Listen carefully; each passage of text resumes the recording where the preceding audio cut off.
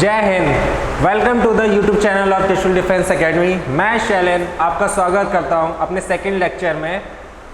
आज का जो मेरा लेक्चर है, लास्ट लेक्चर में मैंने आपसे डिस्कस किए थे ओवरऑल पूरी फिजिक्स के बारे में कि एयरफोर्स एक्स में क्या क्वेश्चंस आते हैं। वो बहुत ही ज़्यादा इंपॉर्टेंट क्वेश्चंस थे। आज जो मैं आपके सामने लेक्चर लेके आया हूँ वो मैं चैप्टर वाइज लेके आया हूँ, ब्रांच वाइज लेके आया हूँ। ठीक है, तो आज मैं जिस चैप्टर के क्वेश्चन डिस्कस करूँगा आपके साथ ये है थर्मोडायनेमिक्स। ठीक, चलिए टाइम वेस्ट नहीं करते, हम लोग स्टार्ट करते हैं। 10 इंपॉर्टेंट क्वेश्चंस ऑन थर्मोडायनेमिक्स। पहला क्वेश्चन है, which of the following process is used to do maximum work done on the ideal gas that is compressed to half of its initial volume. क्या कह रहा है ये कह रहा है उस प्रोसेस का नाम बताइए जिसमें मैक्सिमम वर्क डन होगा आइडियल गैस में जब हम उसे कंप्रेस्ड करेंगे उसके हाफ ऑफ इस इनिशियल वॉल्यूम के। ठीक, चलिए इसको चेक करते हैं। इसका आंसर क्या होगा? ऑप्शन जैसे आपको दे रहा है, पहला ऑप्शन है आइसोथर्मल, सेकंड ऑप्शन है isochoric and the third option should be the adiabatic and the fourth is the isobaric. चलिए आंसर क्या होगा इसका? देखिए, आपने ग्राफ पढ़ा है, आप प्रेशर और वॉल्यूम में ग्राफ बनाइए। This is the our pressure, ये हमारा वॉल्यूम है। ठीक, इस पर हम ग्राफ बनाते हैं तो हमें पता है आइसोकोरिक प्रोसेस में क्या होता है। आइसोकोरिक प्रोसेस में वॉल्यूम कांस्टेंट होता है। ठीक, तो अगर आइसोकोरिक प्रोसेस में हम देखेंगे तो दिस इज आवर वॉल्यूम, ये हमारा वॉल्यूम है। ठीक, ये V1 हम मान ले रहे हैं क्योंकि इनिशियल प्रोसेस से फाइनल प्रोसेस तक गया है ना, ये V1 है, ये V2 है।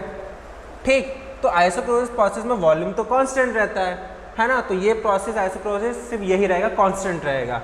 सेकेंड जो प्रोसेस होता है वो होता है आइसोथर्मल, और आइसोथर्मल का ग्राफ कैसे जाता है? वो कुछ इस तरह जाता है। ठीक, तो ये है isochoric and this is the, ये क्या है आपका आइसोथर्मल। यहाँ से आप एक ट्रायंगल भी बना सकते हैं, देखिए। ठीक, तो ये आपका आइसोथर्मल गया, यहाँ मैं लिख देता हूँ आइसोथर्मल। ठीक, एडियाबैटिक प्रोसेस के लिए अगर हम चेक करें तो एडियाबैटिक प्रोसेस के लिए देखिए कैसे आपका स्लोप बनेगा, ग्राफ जाएगा जस्ट लाइक दिस, कुछ इस तरह जाएगा। तो ये हमारा है एडियाबैटिक। चलिए, ये ग्राफ तो आपको मिल गया परफेक्टली आइडियल गैस के लिए। अब इस ग्राफ से कैसे हेल्प मिलेगी हम ये आइडेंटिफाई करने के लिए, फाइंड आउट करने के लिए कि आइडियल गैस का कौन सा प्रोसेस वैलिड होगा। तो ये देखिए कैसे निकालते हैं। अगर हम एरिया निकालें, ठीक, एरिया तीनों प्रोसेस का निकालते हैं, आइसोकोरिक का भी, आइसोथर्मल का, एडियाबैटिक का भी। तो जो भी हम एरिया निकालेंगे वो वर्क डन के इक्वल होगा, है ना। किसके इक्वल होगा? वर्क डन के। तो अगर हम वर्क डन का फॉर्मूला लगाते हैं P डेल्टा V, और V तो कांस्टेंट है, यहाँ V क्या है? कांस्टेंट है।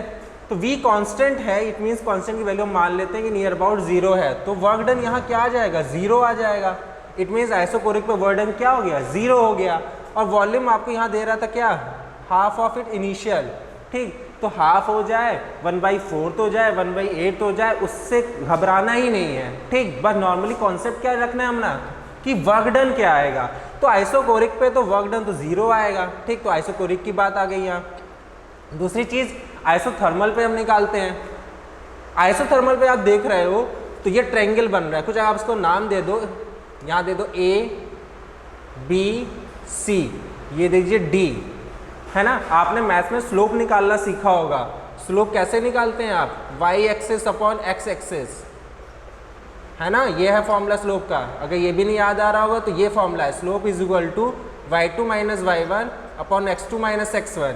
इस स्लोप की हेल्प से अगर हम देखेंगे तो स्लोप एडियाबैटिक का ज़्यादा आएगा, थर्मल का कम आएगा, और आइसोकोरिक का तो स्लोप आएगा ही नहीं क्योंकि तो कांस्टेंट है, वैल्यू 0 हो गई उसकी, तो वर्क डन 0 हो गया।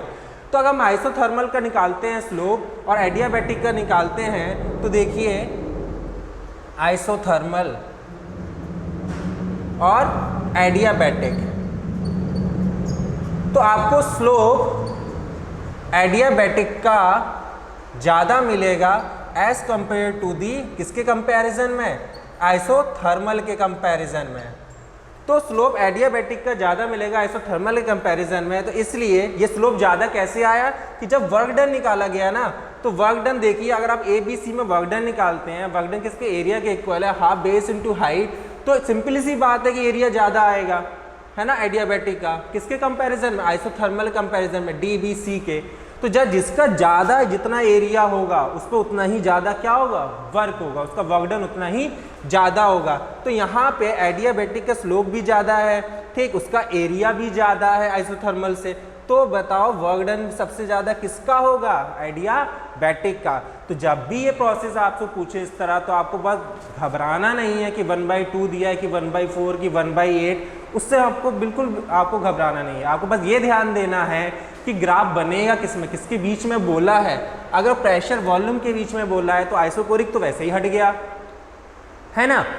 फिर आइसोथर्मल की बात करते हैं तो आइसोथर्मल हमने लिया, है ना, एडियाबैटिक लिया। तो जिस पे एरिया जिसका ज़्यादा आएगा उसी का वर्क डन सबसे ज़्यादा है। तो यहाँ पे जो सबसे ज़्यादा एरिया आया वो एडियाबैटिक का आया, स्लोप सबसे ज़्यादा आया एडियाबैटिक का आया। तो हम वर्क डन किसका बोलेंगे सबसे ज़्यादा आएगा? एडियाबैटिक का। तो हमारा इसका फर्स्ट क्वेश्चन का आंसर क्या होगा?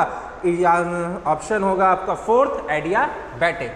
ठीक, तो याद रखिएगा option D is the first answer of first question. ठीक, तो ये हमारा बहुत अच्छा क्वेश्चन था कि ये वैल्यू देख के आपको कंफ्यूज करता है एग्जाम में। ठीक, आप परेशान हो या तो 1/2 है कि 1/4, इसका क्या होगा? उससे कोई डरने की जरूरत ही नहीं है। आपको सिर्फ ग्राफ पता होना चाहिए कि एक आइडियल गैस के लिए ग्राफ क्या होता है। आई होप आपको समझ में आ गया होगा। चलिए सेकंड क्वेश्चन पे आते हैं हम लोग। सेकंड क्वेश्चन हमारा क्या कह रहा है? सेकंड क्वेश्चन हमारा ये कह रहा है कि what is the ratio of Cp/Cv for gas if the pressure of the gas is proportional to the cube of its temperature and the process is an adiabatic process। बोल रहा है question number second आपका कि ratio क्या आएगा Cp/Cv का। ठीक, तो देखिए रेशियो क्या आएगा। आप जानते हैं Cp/Cv गामा के इक्वल होता है। ठीक, फॉर्मूला क्या होता है? Cp/Cv सॉरी गामा के इक्वल होता है। तो आप एक फॉर्मूला जानते हैं। ठीक, क्या है फॉर्मूला? ये देखिए, पहले क्वेश्चन आपका बोल रहा है कि प्रेशर गैस प्रोपोर्शनल है क्यूब ऑफ टेम्परेचर, है ना, प्रेशर प्रोपोर्शनल है क्यूब ऑफ टेम्परेचर के। अगर हम ये प्रोपोर्शनलिटी साइन हटा दें तो एक कांस्टेंट वैल्यू आ जाएगी। हम मान ले रहे हैं k है वो, ठीक है, क्या मान ले रहे हैं? k है। तो कुछ इस तरह हम लिखेंगे, हाँ लिखेंगे, टेम्परेचर को प्रेशर के नीचे भेज दीजिए तो ये हो जाएगा P/T³ is equal to k। बताइए इसको हम ऐसे लिख सकते हैं, P(T⁻³ इज इक्वल टू को इज इक्वल टू k। ये एक्सपोनेंशियल फॉर्म में मैंने लिख लिया, जो आप एक्सपोनेंट पढ़ते हैं। ठीक, ये चीज़ लिखी। हमारा एक फॉर्मूला और होता है इसी पैटर्न में, क्या? P(T Γ/1 - gamma is equal to k। जरा इन दोनों को कंपेयर कीजिए आप, और कंपेयर करिए। हम t की वैल्यू ये लिख सकते हैं ऑन कंपैरिजन। ठीक, कंपैरिजन में Γ/1 - गामा इज इक्वल टू -3। तो गामा इज इक्वल टू, इधर आइए, क्रॉस मल्टीप्लाई किया है हमने ये, ठीक है, तो -3 माइनस प्लस 3 गामा, 3 गामा इधर भेज दीजिए तो gamma -3 gamma is equal to -3। तो आया आपका -2 gamma is equal to -3, minus cancel, gamma is equal to 3/2। तो गामा की वैल्यू क्या है? 3/2। और हमने अभी ऊपर देखा है कि Cp/Cv किसके इक्वल होता है? ये गामा के इक्वल होता है। तो हम ये कह सकते हैं Cp/Cv का रेशियो कितना आएगा? 3/2। तो आपका सही आंसर क्या होगा? 3/2। देखिए इतना इजी है, फॉर्मूला पता होगा आपको तो आप बहुत इजीली सॉल्व कर लेंगे। ठीक है, देखिए इतना इजी प्रोसेस है। हमेशा याद रखिएगा कि Cp/Cv का रेशियो गामा के बराबर होता है, और गामा की वैल्यू अगर आप निकाल लें, आइडेंटिफाई कर लें, तो आपके लिए आंसर निकालना बहुत इजी हो जाता है। तो ये रेशियो वाला क्वेश्चन बहुत आता है। इस थर्मोडायनेमिक के लेक्चर में आप रेशियो वाले क्वेश्चन बहुत प्रैक्टिस कर लीजिएगा एग्जाम के लिए, क्योंकि Cp/Cv का रेशियो बहुत पूछता है एग्जाम में। चलिए हम नेक्स्ट क्वेश्चन पे आते हैं अपने। नेक्स्ट क्वेश्चन क्या कह रहा है हमारा, ध्यान दीजिएगा। इसी तरह मैं बहुत अच्छे क्वेश्चंस आपके लिए लेके आया हूँ आज। ठीक, कि ये थोड़ा आपका लेवल भी है, आप अंडरस्टूड कर सको, समझ सको कि क्या पैटर्न चल रहा है हमारा इस टाइम लेटेस्ट एग्ज़ाम का। चलिए थर्ड क्वेश्चन क्या है? थर्ड है the coefficient performance of A refrigerator is 5। Okay, ठीक है, coefficient of performance of refrigerator कितना है? 5 है। ठीक, calculate the heat rejected, calculate the heat rejected, heat reject करी जा रही है सराउंडिंग में, if the temperature inside the freezer is -20 degree Celsius. Question क्या है? मान लीजिए एक सिस्टम है, सिस्टम अंदर से का टेम्परेचर है -20 डिग्री सेल्सियस और इस टेम्परेचर से बाहर हीट को रिजेक्ट किया जा रहा है। ठीक, हीट को रिजेक्ट किया जा रहा है, तो वो हीट कितनी है वो बताइए। और इस सिस्टम का जो एफिशिएंसी है सॉरी वो है आपकी 5 दी है। Coefficient performance of efficiency of this system is 5, ये 5 दी है। तो ये कैसे सॉल्व होगा? देखिए, एक फॉर्मूला होता है कोफिशिएंट ऑफ परफॉर्मेंस का, temperature of lower temperature upon temperature of high minus temperature of lower, ये होता है फॉर्मूला। ये हमें कितना दिया है? ये 5 दिया है, टेम्परेचर लोअर। ठीक, हम पहले टेम्परेचर निकाल रहे हैं, इसके नीचे 1 मान लीजिए, क्रॉस मल्टीप्लाई कर लीजिए, तो क्या आ जाएगा? Temperature lower is equal to 5 of temperature of high minus 5 of temperature of lower, ये इधर गया तो आ जाएगा आपका 6 of temperature lower is equal to 5 of temperature high, तो आपका आ जाएगा temperature lower is equal to 5/6 temperature of high. तो ये हमने पहली बार टेम्परेचर का रिलेशन निकाल लिया कि लोअर टेम्परेचर से हायर टेम्परेचर या हायर टेम्परेचर से लोअर टेम्परेचर जो हीट ट्रांसफ़र होगी कुछ इस फॉर्म में ट्रांसफ़र होगी। हमको टेम्परेचर क्या दे रहा है? -20 डिग्री सेल्सियस। ठीक, सिस्टम के अंदर का, इसे केल्विन में बदल लो। केल्विन में बदलोगे तो आप जानते हैं 273 केल्विन होता है, इसमें -20, वो कोई -20 दिया है क्वेश्चन में, -20 डिग्री हम करते हैं केल्विन में सेल्सियस को चेंज करने के लिए, तो कितना आएगा? ये आएगा 253 केल्विन। क्या आएगा? 253 केल्विन। चलिए रखते हैं यहाँ पे 253 केल्विन।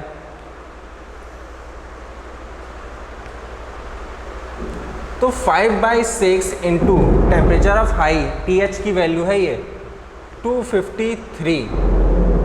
ठीक, मल्टीप्लाई करिए, 5 3 is 15, 5 5 25, 6 कैरी 2, 5 2 10, 12 है ना? क्या आ गया?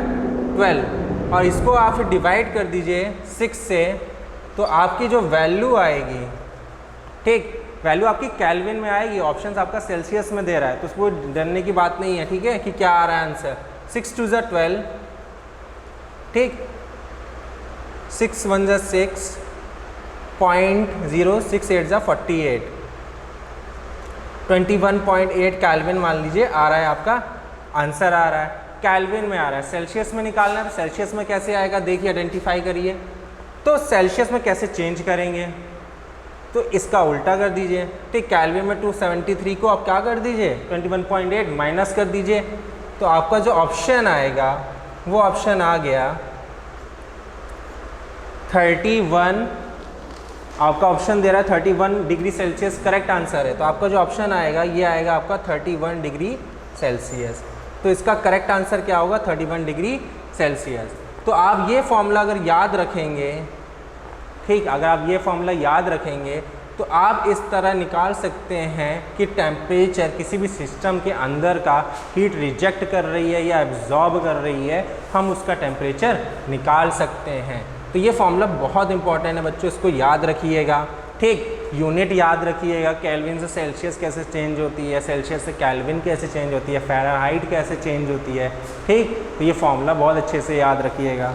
चलिए नेक्स्ट क्वेश्चन पे हम लोग आते हैं। हमारा नेक्स्ट क्वेश्चन कह रहा है 4th कि what is the necessary condition, वो कंडीशन नेसेसरी बताइए क्या होगी स्पॉन्टेनियस है एट ऑल टेम्परेचर। ओके, ये तो बहुत ही इंपॉर्टेंट है, बोला सिंपल सी बात है तो याद ही होना चाहिए।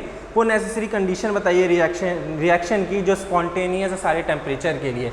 तो आप जानते हैं कि एक formula delta G is equal to delta H minus T delta S, ये गिब्स एनर्जी है,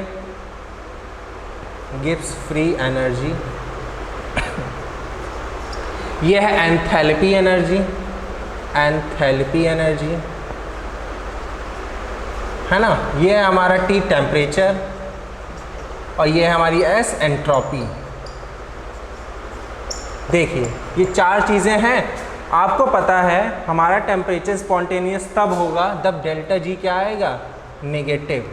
क्या आएगा, delta G Gibbs free energy क्या आएगी, नेगेटिव आएगी। तो ये चीज़ तो हमें पता है कि हमारा सिस्टम स्पॉन्टेनियस तब होगा जब डेल्टा जी यानी गिब्स फ्री एनर्जी क्या आएगी, नेगेटिव आएगी।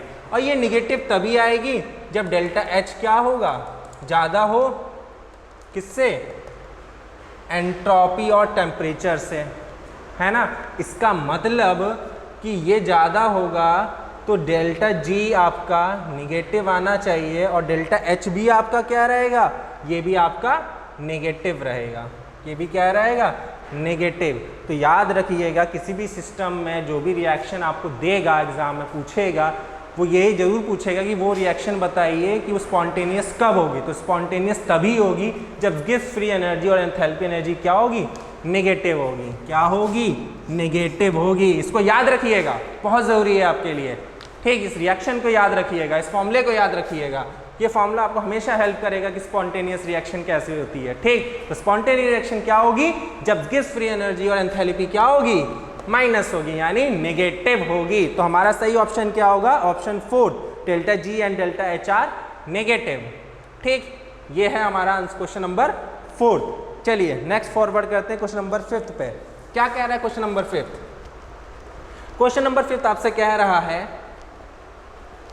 A perfectly black body has a unique characteristic feature as, ठीक, एक perfectly black body की बात की गई है। ओके, ऑप्शन दिया है a good absorber only, क्या सिर्फ वो good absorber होता है, ठीक। सेकंड a good radiator, क्या सिर्फ वो good radiator होता है यानी रेडिएशन एमिट करता है light. Third a good absorber and a good radiator, या तो वो दोनों होता है। फोर्थ या तो फिर दोनों नहीं होता, ना इधर, ना ही वो रेडिएटर अच्छा है ना ही एब्जॉर्बर। तो देखिए क्या होगा, पहले तो हमको यहाँ ये क्लियर करना है, 5th क्वेश्चन है आपका, कि परफेक्टली ब्लैक बॉडी है क्या।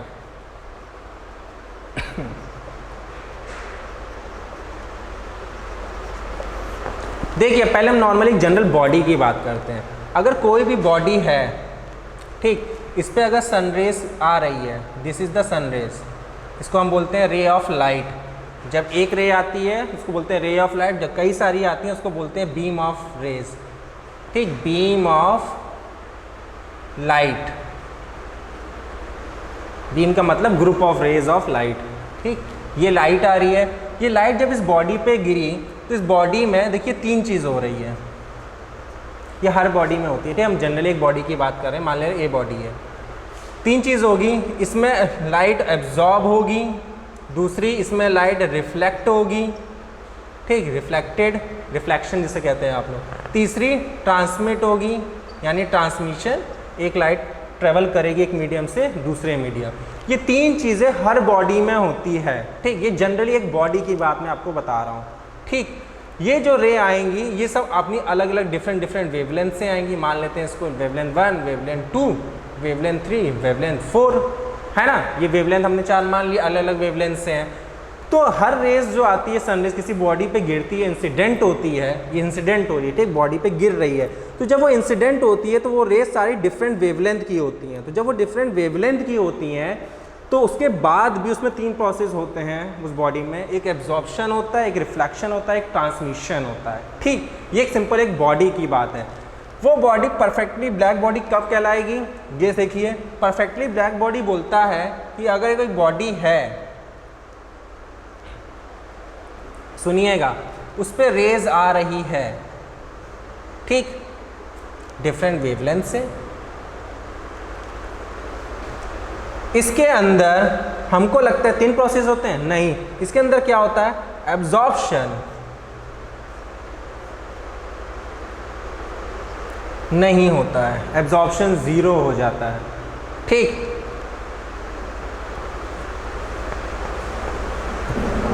तीसरी चीज़ यहाँ पर मैं R से लिख देता हूँ रिफ्लेक्शन, ट्रांसमिशन लिख देता हूँ T से, तो थोड़ा इजी होगा, है ना।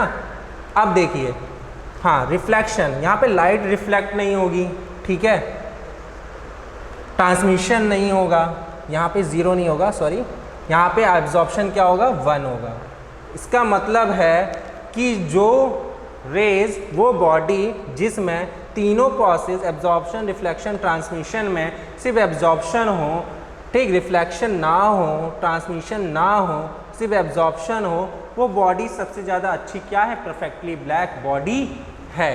तो आप परफेक्टली ब्लैक बॉडी ये कह सकते हैं, absorption plus reflection plus transmission is equal to 1।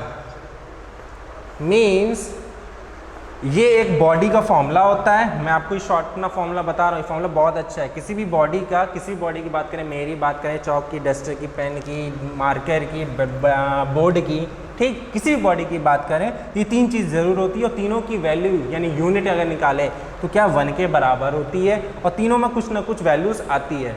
लेकिन परफेक्टली ब्लैक बॉडी बोलता है कि वहाँ पर रिफ्लेक्शन 0 हो जाएगा, ठीक, ट्रांसमिशन नहीं होगा, वो 0 हो जाएगा, तो एब्जॉर्प्शन कितना आएगा, 1। यहीं से आया है ये एब्जॉर्प्शन 1। और जितनी लाइट एब्जॉर्ब होगी परफेक्टली ब्लैक बॉडी पे, या ये बॉडी है, जितनी लाइट उस पर इंसिडेंट होगी उतनी लाइट उससे क्या होगी, रेडिएट होगी। इसका मतलब जितनी लाइट उस पर इंसिडेंट होती है वो एब्जॉर्ब करता है, उतनी लाइट वो एमिटेड करता है, रेडिएट करता है। इसलिए परफेक्टली ब्लैक बॉडी क्या होती है, एक बहुत अच्छी एब्जॉर्बर होती है, क्योंकि एब्जॉर्ब बहुत अच्छा करती है, और रेडिएट भी उतना ही करती है जितना वो एब्जॉर्ब करती है। तो इट्स मीन्स ये बहुत अच्छा एब्जॉर्बर होती है, और प्लस बहुत अच्छा रेडिएटर होती है, रेडिएशन होता है इसमें।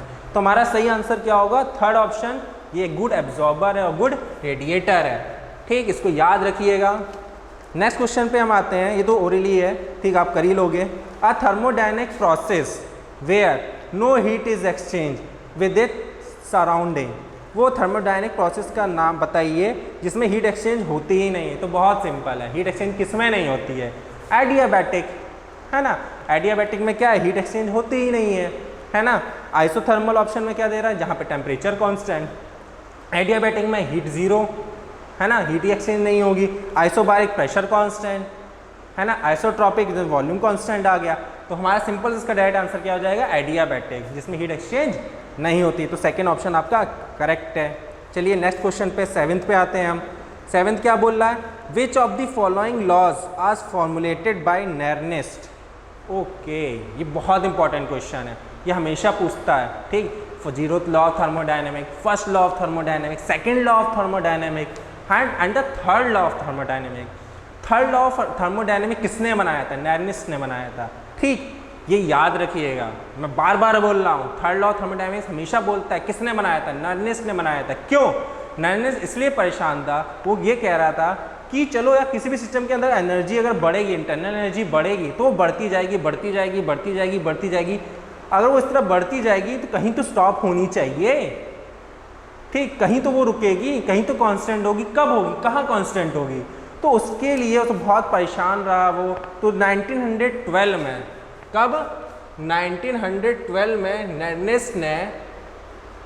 नर्निस्ट ने ये आइडेंटिफाई किया कि हाँ, जब टेम्परेचर को हम कभी भी 0 नहीं बना सकते, हम चाहे इन्फिनाइट नंबर ऑफ स्टेप्स कर लें, तो किसी भी सिस्टम के हम टेम्परेचर को 0 नहीं बना सकते हैं। और यही लेके वो आ गया थर्ड लॉ ऑफ थर्मोडायनेमिक। और थर्ड लॉ ऑफ थर्मोडायनेमिक्स का नाम इसलिए हम ज़्यादा यूज़ करते हैं नर्निस्ट से, क्योंकि नर्निस्ट के वजह से आज हमको थर्ड लॉ ऑफ थर्मोडायनेमिक पढ़ना पड़ रहा है। इन्हीं ने हमको बताया कि हाँ, ऐसा नहीं है, किसी यूनिवर्स हो या कोई भी प्लैनेट हो, सबकी एक पॉइंट पे जाके एनर्जी कांस्टेंट होती है, लेकिन वो तब होगी जब टेम्परेचर कभी भी 0 नहीं होगा।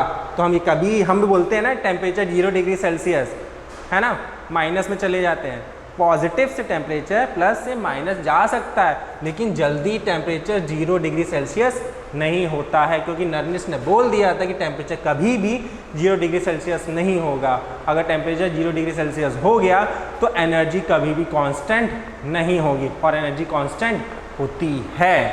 ठीक, तो इसका आंसर क्या होगा? Third law of thermodynamic, option third आपका करेक्ट है। ठीक, तो नर्निस ने थर्ड लॉ ऑफ थर्मोडायनेमिक दिया था। चलिए लास्ट के हम क्वेश्चंस पे आते हैं अब। ठीक, 3 क्वेश्चंस बचे हैं, 8th क्वेश्चन पे आते हैं। अब यहाँ से थोड़ा लेवल मैंने उठाया है क्वेश्चन का, ठीक, तो इसको बहुत समझिएगा अच्छे से। क्वेश्चन कह रहा है an ideal gas whose ratio of specific heat Cp upon Cv is expanded according to the law P is equal to Av square, where A is constant. Find the ratio of final volume to initial volume is N. Find the delta U. Initial volume is V naught. Okay, question बहुत tough है वैसे तो। ठीक, आपके समझ में जल्दी आएगा नहीं अगर आपने बहुत डिटेल में चीज़ों को, फॉर्मूले को याद किया नहीं होगा। ठीक, तो थोड़ा ध्यान समझिएगा, बहुत इजी तरीका। एक आइडियल गैस है जिसका स्पेसिफिक हीट दिया है आपको, रेशियो Cp अपॉन Cv। ठीक, क्या दिया है? Cp अपॉन Cv दिया है गामा। ठीक, इसको एक्सपैंड किया गया, ठीक, किस लॉ से? According to the law P is equal to Av square. ठीक है, वेयर A इज कॉन्स्टेंट। ठीक है, A तो कॉन्स्टेंट है, उससे मतलब ही नहीं। The ratio of final volume. ठीक, चलो फाइनल वॉल्यूम की बात कर रहे हैं, मान लेते हैं हम भाई इनिशियल वॉल्यूम हमारा V1 है, फाइनल वॉल्यूम V2 है। तो ये फॉर्मूला एक P1 बन गया हमारा इनिशियल वॉल्यूम के लिए, फाइनल के लिए प्रेशर बन गया हमारा V2 का स्क्वायर। ठीक, ये 2 चीज़ें बन गई। थर्ड, फिर क्या कह रहा है? इंटरनल एनर्जी निकालिए। तो इंटरनल एनर्जी का फॉर्मूला क्या होता है? Delta U is equal to P2 V2 minus P1 V1 upon gamma minus 1। ये फॉर्मूला है डेल्टा U इंटरनल एनर्जी का। अब देखिए रेशियो हमको निकालना था, है ना, गामा की वैल्यू हम यहाँ से निकाल लें तो हमको थोड़ा इजी हो जाएगा आंसर आइडेंटिफाई करने के लिए, निकालने के लिए। तो हम कैसे निकालेंगे? अब देखिए आगे क्वेश्चन बोल रहा है ratio of final volume to initial volume, ratio final volume का।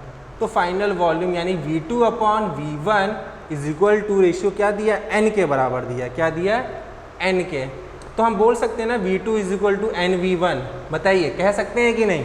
कह सकते हैं। तो इस V2 की वैल्यू अगर हम यहाँ पे रख दें सेकेंड इक्वेशन में, तो सेकेंड इक्वेशन कुछ इस तरह दिखेगी, is equal to A N V1 का स्क्वायर। ये है सेकेंड इक्वेशन, बन गई। इसका रेशियो निकाल लीजिए P2 अपॉन P1 का। ठीक, रेशियो निकालते कैसे हैं? हम अगर P2 P1 को यहाँ पे पुट कर दें, देखिए delta U is equal to, यहाँ पे डेल्टा U वाले फॉर्मूले पे आएगा आपका A N V1 का स्क्वायर माइनस, ब्रैकेट में ले लेते हैं V2 माइनस P1 क्या है? A V1 का square V1 upon gamma minus 1। तो डेल्टा U क्या आएगा?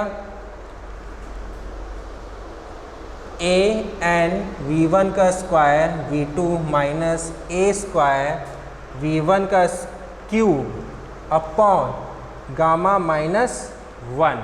ये आया आपका डेल्टा U। आंसर क्या दे रहा है? A V03।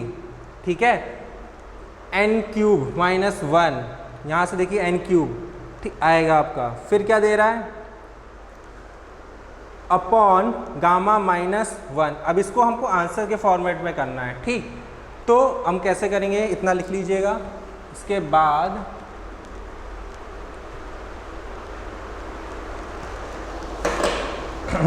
ठीक, ऑप्शन में V0 लिया हुआ है, इनिशियल वॉल्यूम हमने V1 माना है, तो उससे कोई दिक्कत नहीं है। देखिए delta U is equal to, ठीक, N स्क्वायर P2 V2, यहाँ से हमने कॉमन लिया तो ये आया V A V0 क्यूब, आपका ऑप्शन दे रहा है correct, N cube minus 1 this and gamma minus one, ये आपका आंसर दे रहा है। तो गामा माइनस वन आ गया, डेल्टा यू आ गया, ए आ गया। हम इसको मल्टीप्लाई करेंगे तो हमारा देखिए क्या आएगा, हम ऑप्शन से आंसर निकालते हैं, A V not cube N square minus A V not cube gamma minus one. देखिए यही तो है, ए एन स्क्वायर आएगा आपका, this is the N square, ठीक है। A N square V not cube आएगा, अगर वी वन की वैल्यू वी नॉट रख देते हैं तो मल्टीप्लाई होकर वी थ्री आ जाएगा, और फिर ये आ गया सेम। तो ये आंसर आपका मैच कर रहा है किससे, ये मैच कर रहा है आपके फर्स्ट ऑप्शन से। इसका मतलब आपका सही आंसर क्या होगा, फर्स्ट ऑप्शन। इस तरह के क्वेश्चन में ये थोड़े टफ जरूर पड़ते हैं, लेकिन ये याद रखिएगा कि जो हम सपोज करते हैं, जो हम वैल्यू मानते हैं, ठीक, वो जब आंसर आता है तो हमको लगता है कि हमारे ऑप्शन में तो है ही नहीं चारों ऑप्शन में, लेकिन कभी कभार हमको ऑप्शन का यूज़ करना पड़ता है। एलिमिनेशन मेथड इसे कहते हैं, कि हम आइडेंटिफाई कर सकें कि ऑप्शन सही क्या होगा, ठीक। तो यहाँ में थोड़ा सा एलिमिनेशन मेथड का हमने हेल्प लिया, ठीक। तो इस क्वेश्चन को याद रखिएगा, क्योंकि क्वेश्चन बहुत अच्छे लेवल का है और ये पूछा जाता है। ये एक बार लास्ट ईयर पूछा गया था एयरफोर्स एक्स में कि ये क्वेश्चन आप बताइए, और इस क्वेश्चन में मैक्सिमम बच्चे फंस गए थे, क्योंकि क्वेश्चन थोड़ा स्टिकी है ही है, ठीक है। क्योंकि इसमें सब सोचते हैं कि हमको आंसर निकालना है, लेकिन एक पॉइंट पे आंसर निकालने के बाद आपको ऑप्शन की हेल्प लेनी पड़ेगी, कि अगर हम ऑप्शन को, क्योंकि ऑप्शन जो आपको दिए हैं ना, देखिए ये सब ब्रैकेट में दिया है, कॉमन लेके दिया है, हमें उस कॉमन से बाहर निकालना पड़ेगा, क्योंकि हम जो सॉल्व कर रहे हैं वो कॉमन में तो नहीं है ना। तो ये चीज़ थोड़ा ध्यान रखिएगा कि कभी कभी आपको एलिमिनेशन चीज़ें भी हेल्प करती हैं। चलिए नेक्स्ट क्वेश्चन पे आते हैं। हमारा 9th क्वेश्चन क्या कहता है, 9th क्वेश्चन कह रहा है कि है आपसे एक वेजल है, ठीक, चलिए एक वेजल है, कंटेन 4 मोल ऑफ ऑक्सीजन, जिसका रिलेटिव मोलर मास दिया 32 एट टेम्परेचर T, ठीक। The pressure of P an identical vessel contain 1 mole of nitrogen of temperature 2T, ठीक है। इसके ऑप्शंस दिए हैं P/2, सेकेंड है 2P, थर्ड है 8P and fourth is P। तो हम देखिए ऑक्सीजन के लिए, ठीक, पहले हम ऑक्सीजन के लिए निकालते हैं, ऑक्सीजन O2, जिसका कितना मोल दिया है आपको, मोल दिया है 4 मोल दिया है O2, रिलेटिव मोलर मास कितना दिया है 32 दिया है, ठीक है। एट टेम्परेचर T, कितने टेम्परेचर पे, T टेम्परेचर में। फॉर्मूला आप जानते हैं PV = nRT, है ना, आइडियल गैस के लिए होता है। तो PV, N की मोल कितना दिया 4RT, ठीक, यहाँ पे ये रख दिया। वॉल्यूम क्या आया इसके लिए, ऑक्सीजन के लिए V = 4RT/P, यह हो गई आपकी वॉल्यूम की, ऑक्सीजन की फर्स्ट वेजल में कि वॉल्यूम कितना आएगा, इसका आएगा 4RT/P। फिर क्या कह रहा है ये, फिर ये कह रहा है an identical vessel contain 1 mole of nitrogen of temperature 2T, find the pressure. Okay, pressure निकालना है आपको, ठीक। तो प्रेशर निकालना है तो आप यहाँ पे प्रेशर को बाहर रखिए, यहाँ कर लीजिए P, ठीक। अब आ जाइए नाइट्रोजन पे, नाइट्रोजन यानी N2, नाइट्रोजन का मोल दिया है 1 और टेम्परेचर क्या कर दिया है 2T कर दिया है। सेम फॉर्मूले पे लगाइए, आइडियल गैस वाले इक्वेशन फॉर्मूले पे, क्या आ जाएगा P-V = N1 है, R ही रहेगा कांस्टेंट वैल्यू, और टेम्परेचर क्या आ जाएगा 2T अपॉन, ठीक। फिर P' यहाँ से क्या आएगा R2RT/, वॉल्यूम, ये आ गया सेकेंड।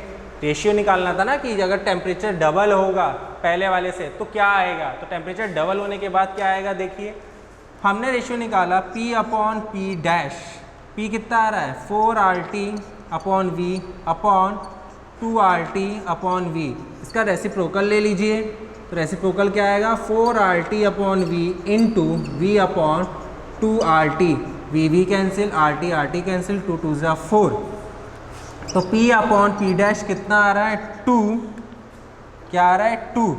तो हम क्या निकाल सकते हैं, हमको P निकालना है ना कि इनिशियल प्रेशर कितना आया, तो ये आ जाएगा आपका P is equal to 2P dash, और P डैश क्या है आपका P/2।